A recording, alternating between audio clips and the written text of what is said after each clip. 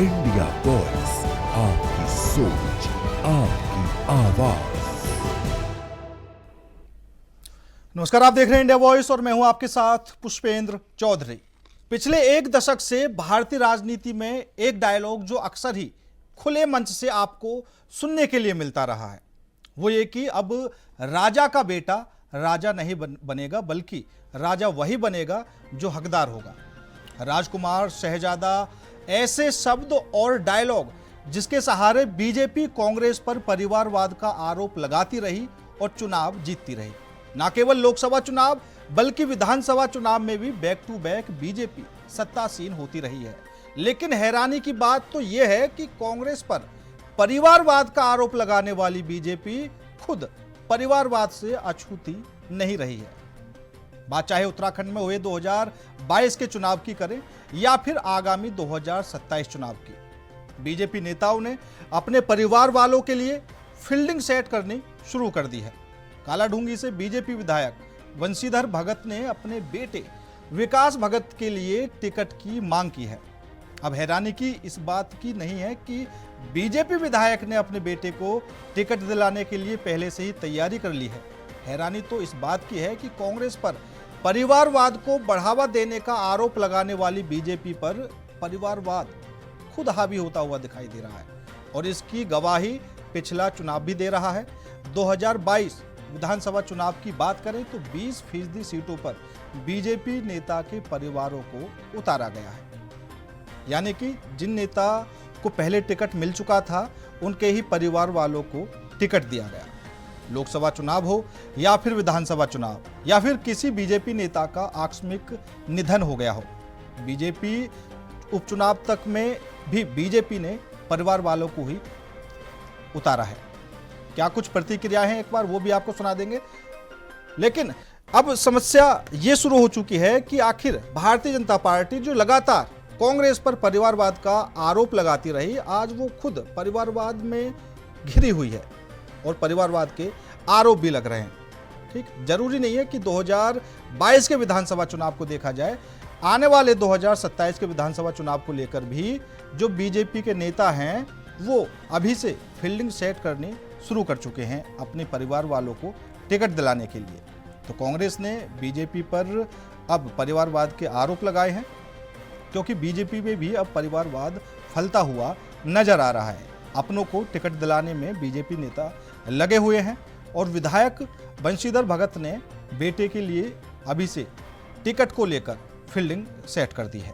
2027 के लिए विधायक बंशीधर भगत का बेटा चुनाव के लिए तैयार है, जो चर्चाएं फिलहाल चल रही हैं। तो आपको बता देते हैं कब कब बीजेपी पर ये परिवारवाद का असर पड़ा। विजय बहुगुणा के बेटे सौरभ बहुगुणा को टिकट दिया गया। बीजेपी विधायक सुरेंद्र जीना के भाई महेश जीना को टिकट दिया गया उनके निधन के बाद। हरभजन सिंह चीमा के बेटे त्रिलोक सिंह चीमा को भी टिकट दिया गया। ये वो नाम आपको बता रहे हैं जब परिवारवाद जैसी चीजें बीजेपी में निकलकर सामने आई। स्वर्गीय बीजेपी नेता प्रकाश पंत की पत्नी चंद्रा पंत को टिकट दिया गया। हरवंश कपूर की पत्नी सविता कपूर को टिकट दिया गया। तो ये बड़े नाम आपको बता रहे हैं। चंदन रामदास की पत्नी पार्वती दास को भी 2023 उपचुनाव में बागेश्वर से टिकट दिया गया। तो पूर्व सांसद मानवेंद्र साय की पत्नी माला राज्य लक्ष्मी साय को भी लोकसभा चुनाव में टिकट दिया गया और 2012, 14, 2019 और 2024 के लोकसभा चुनाव में वो मैदान में उतरे। पूर्व सीएम जनरल बीसी खंडूरी की बेटी ऋतु खंडूरी को भी 2022 में कोटद्वार से विधानसभा का टिकट दिया गया।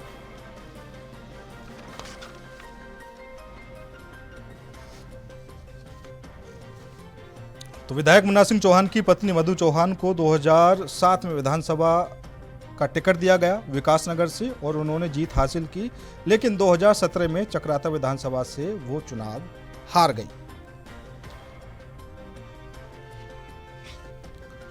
तो लगातार भारतीय जनता पार्टी जो अक्सर कांग्रेस पर परिवारवाद के आरोप लगाती थी, अब खुद परिवारवाद के इस षड्यंत्र में घिरती हुई नजर आ रही है।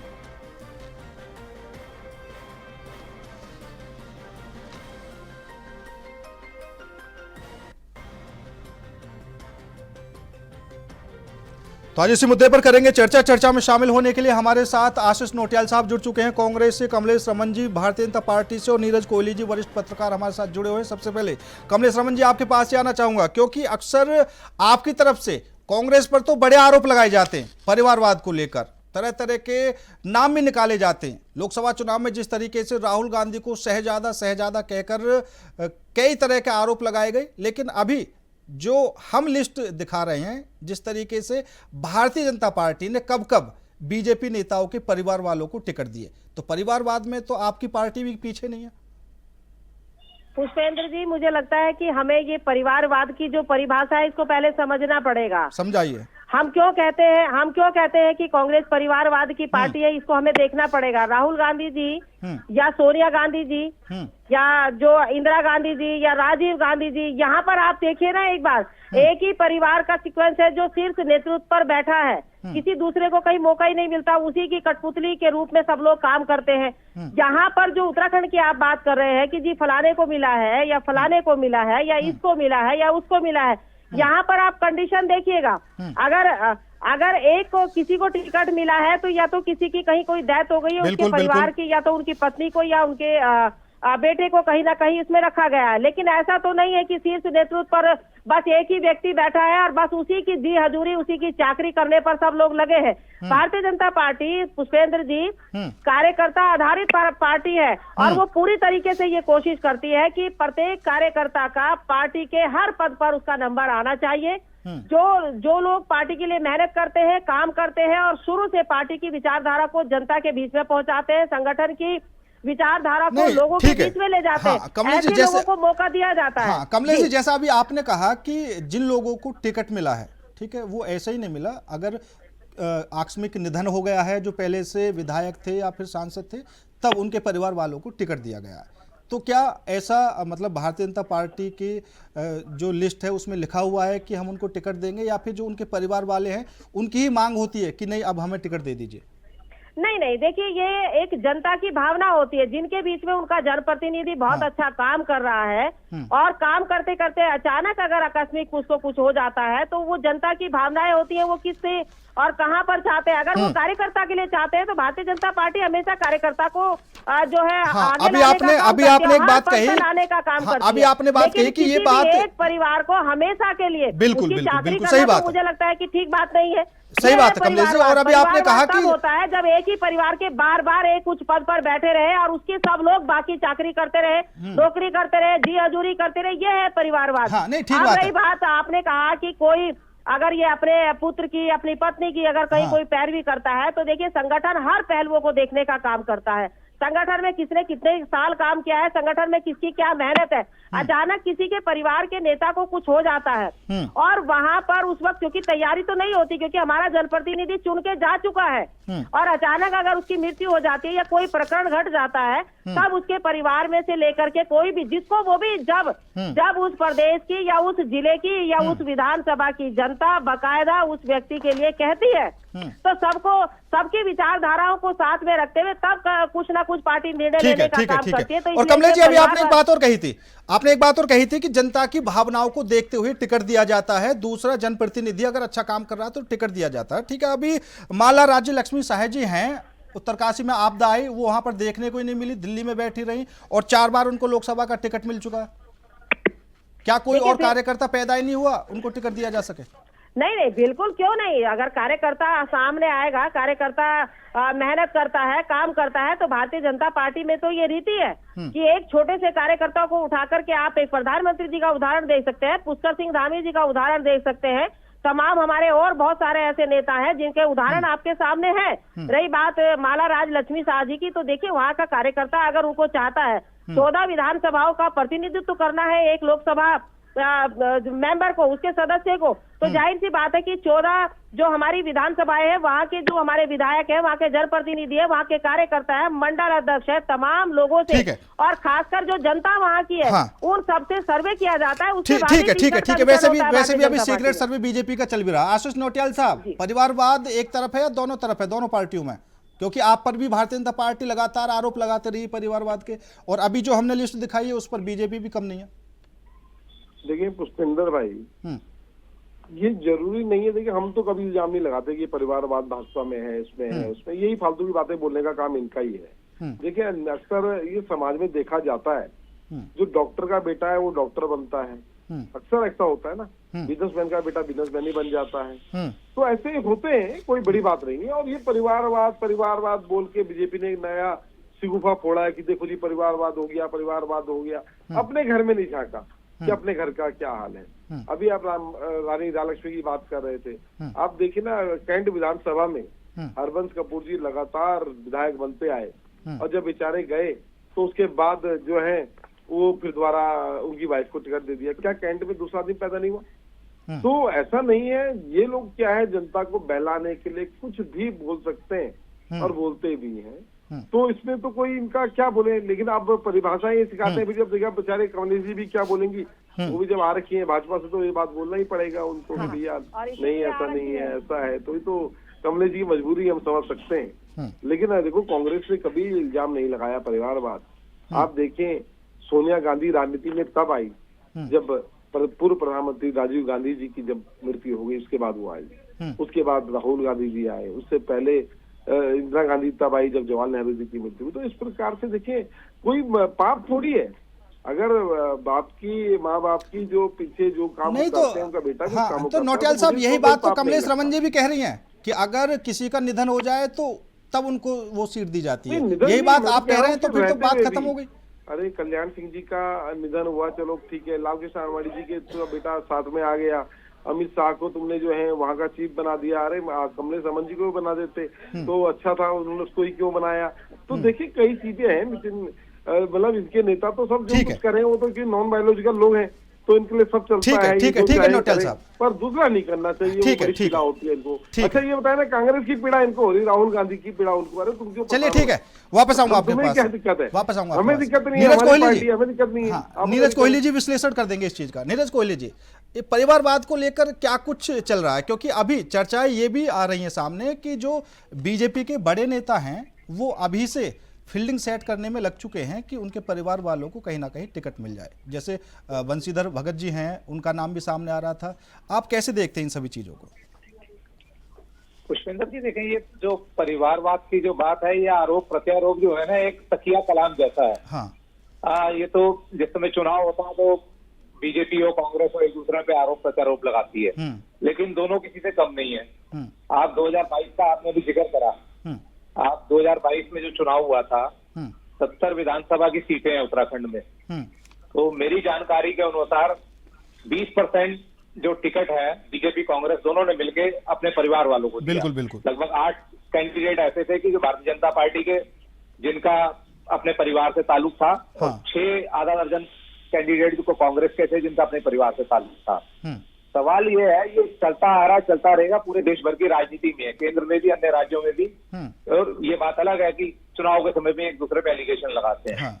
मेरा सीधा सा ये मानना है कि जो डिजर्विंग कैंडिडेट है, परिवार की विरासत को आगे बढ़ाना, राजनीतिक विरासत को आगे बढ़ाना, अगर कोई डिजर्विंग कैंडिडेट है परिवार में, पिता का पुत्र है, माँ का बेटा है, या बेटे की वाइफ है, पत्नी है, वो लंबे समय से पार्टी की सेवा कर रही है और अच्छी कार्यकर्ता है, पार्टी के मानकों पर खरा उतर रही है, पार्टी को लगता है कि ये जिताऊ है, टिकाऊ है, तो टिकट देने में कोई हर्ज नहीं, और दे भी रहे हैं। और आपसे और हमारे कहने से होगा भी कुछ नहीं। बिल्कुल सही बात। तो सीधा सा फंडा ये है, उत्तराखंड जैसे राज्यों में आपने देखा होगा, भारतीय जनता पार्टी के लीडर भी और कांग्रेस के लीडर भी दावा करते हैं, हमने कई बार चर्चा भी की है, कि हम उस कैंडिडेट को टिकट देंगे जो जिताऊ भी हो, टिकाऊ भी हो, क्योंकि उनको नंबर चाहिए सरकार बनाने के लिए, उनको बाकी सब चीजों से मतलब ही नहीं है। तो जिताऊ और टिकाऊ पार्टी के फार्मूला ये है, और पार्टी के सर्वे में जो कैंडिडेट उनको जिताऊ और टिकाऊ दिखेगा वो उसको टिकट दे देंगे।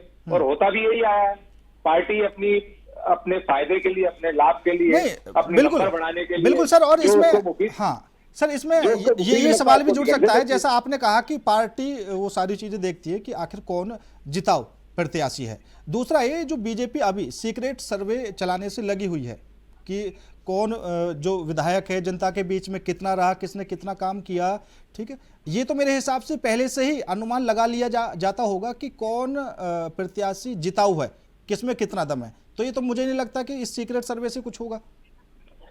नहीं पुष्पेंद्र जी, बड़ी जो पॉलिटिकल पार्टियां हैं, चाहे भारतीय जनता पार्टी है चाहे कांग्रेस है, हाँ। भले ही विधायकों का परफॉर्मेंस नजर आता है, आप और हम देखते हैं अपनी नजर से, लेकिन एक इन लोगों का एक प्रोसेस होता है, ये इंटरनल सर्वे कराते हैं और वो भी चरणबद्ध तरीके से कराते हैं। कुछ ऑफिशियली भी कराते हैं, कुछ अनऑफिशियली भी इनपुट लेते हैं। वो बहुत सारे जरिए हैं, इनके अपने सोर्सेस हैं जिसका खुलासा नहीं होता। ये टटोलने की कोशिश करते हैं। कई बार ऐसा होता है कि एक विधायक 3 बार का विधायक है और चौथी बार में उसके खिलाफ एंटी इनकम्बेंसी हो गई, तो पार्टी को लगता है कि नहीं यार इस बार मामला कुछ खतरे में पड़ सकता है, तो वह कैंडिडेट बदल देते हैं, और नहीं लगता तो उसको कंटिन्यू चलता है। अब जैसे कपूर साहब की आपने बात करी, कपूर साहब उत्तर प्रदेश के समय से लेकर और उत्तराखंड बनने तक 8 बार विधायक रहे। हाँ। पार्टी को लगा कि ये मुफीद कैंडिडेट है, इनको कुछ करने की जरूरत ही नहीं है, जीतने वाले कैंडिडेट है, देते जाओ टिकट, जीतते जाएंगे। और 9वीं बार में उनकी पत्नी भी जीती उनके निधन के बाद। हाँ। तो ये पार्टियों का अपना एक स्टैंडर्ड है दोनों का, बीजेपी कांग्रेस का टिकट देने का, जो उनके इनपुट सर्वे आता है उसके आधार पर सिलेक्शन करते हैं। तो ये इनका एक अपना अपना दायरा है, उनकी अपनी एक सोच है, अपनी उनकी कैलकुलेशन है। बिल्कुल सही बात हमारी है। आपकी कैलकुलेशन जो मापदंड है, हाँ। किसी प्रत्याशी का चयन का वो अलग हो सकता है, बिल्कुल सही बात है। लेकिन उनका अलग है सिलेक्शन हाँ, करने का। ठीक है कमलेश रमन जी, क्योंकि अभी सीक्रेट सर्वे तो बीजेपी की तरफ से चल रहा है, हालांकि अभी नीरज कोहली जी ने कहा कि वो चीजें शायद लीक नहीं की जाती, किसका परफॉर्मेंस अच्छा है किसका नहीं है, तो आपकी नजर में तो कुछ आया होगा, थोड़ा सा तो आइडिया बता सकती है कि कुछ विधायकों का जो परफॉर्मेंस है वो ठीक नहीं है, कुछ का ठीक है। पुष्पेंद्र जी देखिए, इस वक्त हमारा हर कार्यकर्ता और हर विधायक, जितने भी हमारे 70 विधायक हैं, जितने टोटल, चाहे उसमें कांग्रेस के हो और चाहे भारतीय जनता पार्टी के हो, तो मैं अगर भारतीय जनता पार्टी की बात करूं तो तमाम हमारे विधायक अपने अपने क्षेत्रों में काम कर रहे हैं और सर्वे अपना काम कर रहा है, और सर्वे के आधार पर जो भी लगेगा पार्टी को, जो भी ये लगेगा पार्टी को कि हाँ हमारा यहाँ से कैंडिडेट जिताऊ है, उसको कहीं ना कहीं टिकट देने का काम करते हैं। और खाली सर्वे से नहीं चलता है पुष्पेंद्र जी, वहाँ की जो हमारे कार्यकर्ता हैं, हमारे चाहे मंडल अध्यक्ष हो, हमारा बूथ अध्यक्ष हो, हमारा शक्ति केंद्र का अध्यक्ष हो, उन तमाम सभी कार्यकर्ताओं से विचार विमर्श किया जाता है, जो कार्यकर्ताओं के साथ समन्वय बिठा सके, जो जनता के बीच में तालमेल बिठा सके। उसमें हमारे अगर पूर्व विधायक है या वर्तमान विधायक है या जो आने वाला कार्यकर्ता है हमारा, क्योंकि हमारे यहाँ ऐसा तो नहीं है पुष्पेंद्र जी कि केवल एक ही पीढ़ी चलती रहेगी, तमाम जो हमारी सारी पीढ़ी है उसमें हमारे यंगर्स को भी आगे रखा जाता है। और पार्टी की हमारी ये धारणा है कि क्योंकि पार्टी कार्यकर्ता आधारित पार्टी है, तो जाहिर सी बात है कि पार्टी के हर कार्यकर्ता से विचार विमर्श करके ही टिकटों का वितरण होता है, और उसके बाद हम चुनाव मैदान में जाते हैं। और चुनाव की तैयारी भारतीय जनता पार्टी की लगातार 5 के 5 साल चलती है, इसलिए हमें कोई दिक्कत नहीं आती है। सर्वे अपना होता है जो केंद्र हाँ, नहीं, से सही बात है, सही बात है कमलेश जी। अभी आपने जीतने वाला है, कौन हारने वाला है, बिल्कुल सही बात, तो अभी जनता तय करती है। हाँ, अभी आपने कहा कि भारतीय जनता पार्टी कार्यकर्ता आधारित पार्टी है। अभी जैसे जैसे चुनाव शुरू होगा तो कुछ कार्यकर्ता कांग्रेस के भी, कुछ बीजेपी के भी आपस में दल भी बदलेंगे, तो तब उस टाइम पे आपको लगेगा अगर कांग्रेस का कोई नेता आपकी पार्टी में आता है कि भाई हाँ अब ये हमारी विचारधारा का है और इसका जो सर्वे है आप करवाएंगे, या फिर ऐसे ही सब कुछ सेट हो जाएगा मामला? बिल्कुल, देखिए जब भी अगर पार्टी में अगर चुनाव के दौरान कोई व्यक्ति आता है पुष्पेंद्र जी, जहां तक मेरा अपना एक्सपीरियंस हुआ है, अगर कोई आता है तो बाकायदा उसका सर्वे ही किया जाता है और ये देखा जाता है कि क्षेत्र में उसकी कितनी पकड़ है, वो कितना पॉपुलर है प्रदेश की या अपनी विधानसभा के अंदर। उसके बाद ही कहीं ना कहीं पार्टी में लेने का निर्णय भी होता है और पार्टी में उसको आगे कहीं ना कहीं बढ़ाया भी जाता है, चाहे टिकट से संबंधित हो और चाहे संगठन में के संबंधित हो। तो कहीं ना कहीं पार्टी ये देखती है कि पब्लिक बेस चेहरा कितना है, कितना पब्लिक उसको चाहती है, कितना वो पब्लिक के बीच में समन्वय बना सकता है और कितना भारतीय जनता पार्टी के कार्यकर्ताओं के बीच में जो है समन्वय बनाने का काम करता है। तो मैंने कहा ना कि भारतीय जनता पार्टी ये नहीं देखती कौन क्या है, छोटा हो बड़ा इससे फर्क नहीं पड़ता, बस वो जनता के बीच में जनता के हित की बात कितनी करता है ये फर्क पड़ता है। हाँ, मतलब छोटा हो बड़ा हो उससे फर्क नहीं पड़ता, बस संख्या बढ़ानी है बीजेपी की, आ जाइए, जनता के हित की जो बात करता है। ठीक है आशीष नौटियाल जी, क्योंकि आरोप तो आप पर भी लग रहे हैं, बीजेपी ने कुछ समय पहले आप पर भी आरोप लगाया था जब ये बात निकलकर सामने आई थी कि हरीश रावत खुद चुनाव नहीं लड़ेंगे, वो चुनाव लड़वाएंगे, तो बीजेपी की तरफ से लगातार कहा जा रहा था कि वो तो अपने बच्चों को चुनाव लड़ाना चाहते हैं, इस वजह से खुद नहीं लड़ना चाहते। देखो, अगर ये भी अपने बच्चों को लड़ा रहे, हम तो कुछ कह नहीं रहे। इन्होंने ही कहा परिवारवाद की शुरुआत किसने करी? भाजपा ने। वाजपेयी बोलती है परिवारवाद की पार्टी, परिवारवाद अपने घर में नहीं झांक रही है, दूसरे को बता रही है। देखिए, कोई दिक्कत नहीं है अगर किसी का बच्चा आया, किसी भी फील्ड में होता है, हर कोई चाहता है अपने बच्चे को अपनी लाइन में डाले, और बच्चे जाते भी वही हैं। आपने देखा होगा जो कथावाचक है ना, उनके बच्चे भी कथा ही कर रहे हैं। गोपाल मणि शास्त्री जी का वो एक कथा करते हैं तो उनका बेटा भी आज कथा ही कर रहा है। ऐसा होता है और हम इसको पाप नहीं कहते, ये पाप है। ये लोग कह रहे थे पाप है, पर पाप इनके अपने घर में हो गया। अब इनको चुभ रहे हैं, अपने कांटे अपने चुभ रहे हैं इनके आज के डेट में।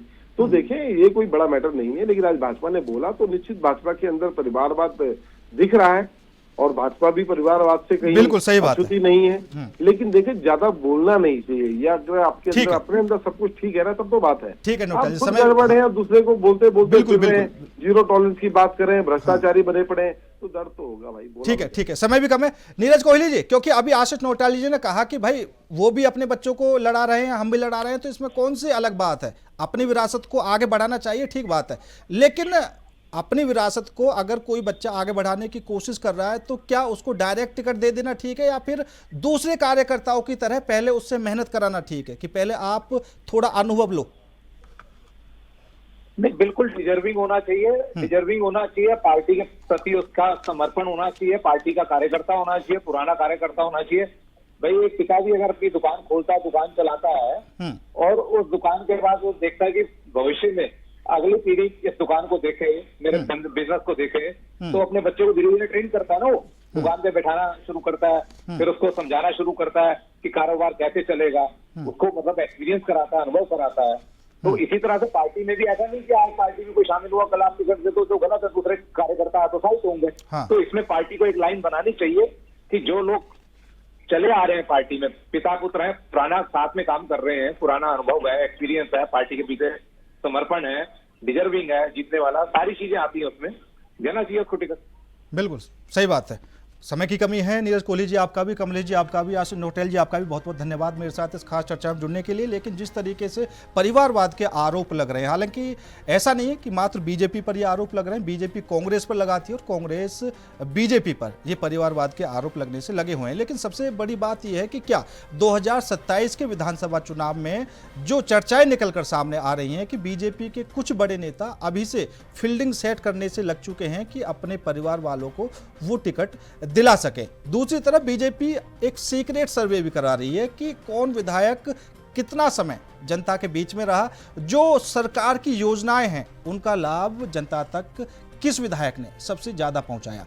अब इस सर्वे के आधार पर भारतीय जनता पार्टी में टिकट का वितरण होगा, या फिर जो चर्चाएं चल रही हैं कि जो दिग्गज हैं अगर वो कहेंगे कि हमारे बेटे को टिकट देना है तो उनको टिकट मिलेगा। राजनीति है, कुछ भी कहा नहीं जा सकता है, कब क्या कुछ हो जाए। हालांकि अब 2027 को लेकर बीजेपी और कांग्रेस दोनों ही फिलहाल तैयार नजर आ रही हैं। फिलहाल मेरे साथ इस खास पेशकश में इतना ही। नमस्कार।